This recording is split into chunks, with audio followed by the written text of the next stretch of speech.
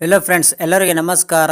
Kannada life ಸ್ಟೋರಿನಿಂದ ಪ್ರತಿಯೊಬ್ಬರಿಗೆ ತುಂಬ ಧನ್ಯವಾದಗಳು. Thank you so much.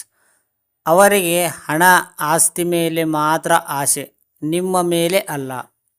ಸಂಸಾರದಲ್ಲಿ ಪರಸ್ಪರ ಪ್ರೀತಿ, ವಿಶ್ವಾಸ ಮತ್ತು ನಂಬಿಕೆ ಇದ್ದರೆ ಮಾತ್ರ ನೆಮ್ಮದಿಯಿಂದ ಇರಲು ಸಾಧ್ಯ. ಮದುವೆ ಅನ್ನುವ 3 ಅಕ್ಷರದ ಬಂಧನದಲ್ಲಿ ಒಮ್ಮೆ ಸಿಲುಕಿದರೆ ಮತ್ತೆ ಅದರಿಂದ ಹೊರಗೆ ಬರುವುದು ಅಷ್ಟು ಸುಲಭವಾದ ಮಾತಲ್ಲ. ವಿವಾಹವಾಗಲು ಬಯಸುವವರು ತಮ್ಮ ಜೀವನ ಸಂಗಾತಿಯ ಆಯ್ಕೆ ಬಗ್ಗೆ ತುಂಬ ಎಚ್ಚರಿಕೆ ವಹಿಸಬೇಕು. ಹೆಣ್ಣಾಗಿರಬಹುದು ಅಥವಾ ಗಂಡಾಗಿರಬಹುದು.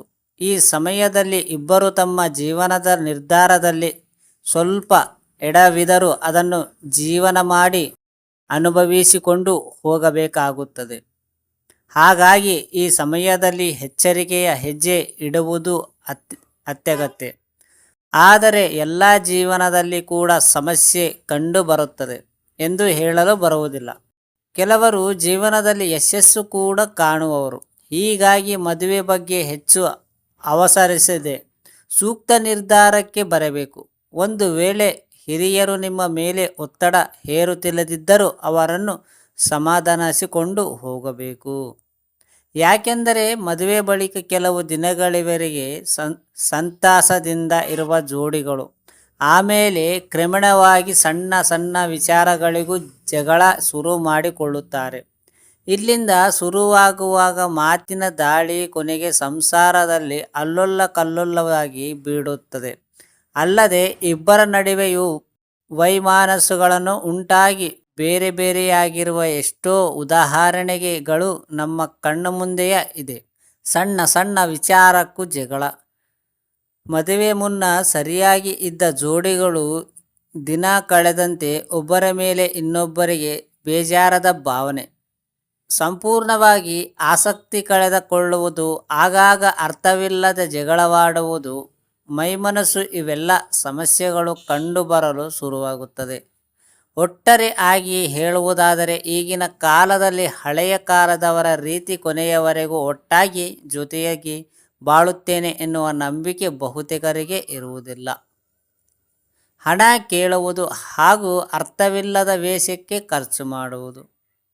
ಕೈಯಲ್ಲಿ ಹಣವಿಲ್ಲದೆ ಇದ್ದರೆ ಊಹಿಸಲು ಕೂಡ ಸಾಧ್ಯವಾಗುವುದು. ಎಲ್ಲರಿಗೂ ಹಣದ ಅವಶ್ಯಕತೆ ಇರುತ್ತದೆ. ಇನ್ನು ಸಂಸಾರದ ವಿಷಯಕ್ಕೆ ಬಂದಾಗ ತನ್ನನ್ನು ನಂಬಿ ಬಂದ ಹೆಂಡತಿಯ ಸಂಪೂರ್ಣವಾಗಿ ಜವಾಬ್ದಾರಿಯಾಗಿ ಗಂಡನ ಮೇಲೆ ಇರುತ್ತದೆ.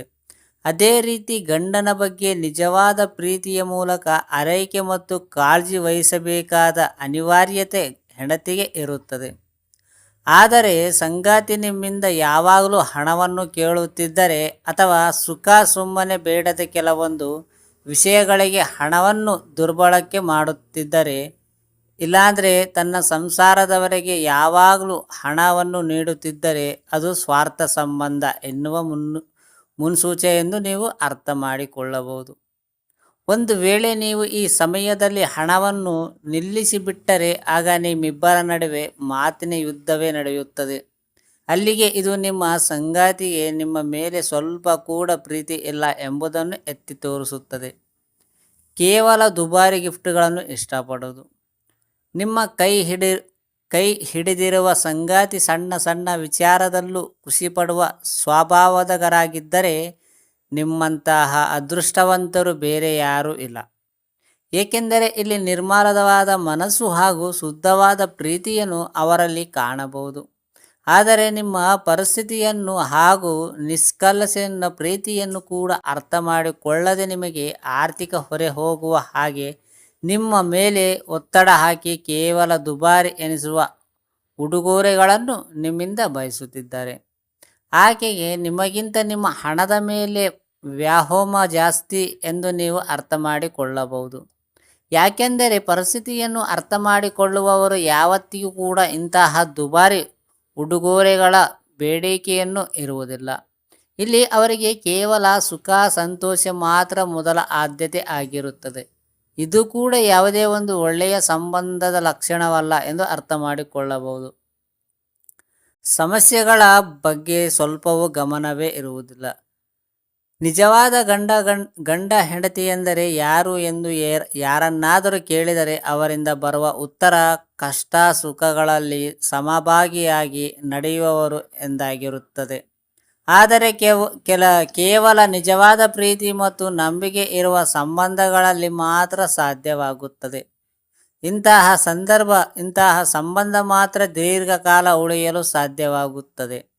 ಆದರೆ ಯಾವ ಸಂದರ್ಭದಲ್ಲಿ ಒಂದು ವೇಳೆ ನೀವು ಬಯಸಿದ ಪ್ರೀತಿ ಮತ್ತು ಕಾಳಜಿ ನಿಮ್ಮ ಸಂಗಾತಿಯಿಂದ ನಿಮಗೆ ಸಿಗುತ್ತಿಲ್ಲ ಎನಿಸುತ್ತದೆ, ಅಥವಾ ಅವರು ಕೇವಲ ಅವರದೇ ಲೋಕದಲ್ಲಿ ಮುಳುಗಿರುತ್ತದೆ ಎಂದು ತೋರಿಸುತ್ತದೆ, ಅಂತಹ ಸಂದರ್ಭದಲ್ಲಿ ನೀವು ಎಚ್ಚರವಾಗುವುದು ಒಳ್ಳೆಯದು. ಇಲ್ಲವೆಂದರೆ ಸಂಪೂರ್ಣವಾಗಿ ನಿಮ್ಮ ಜೀವನ ಅಡ್ಡಗೋಡೆಯ ಮೇಲೆ ದೀಪವಿಟ್ಟಂತೆ ಆಗುತ್ತದೆ.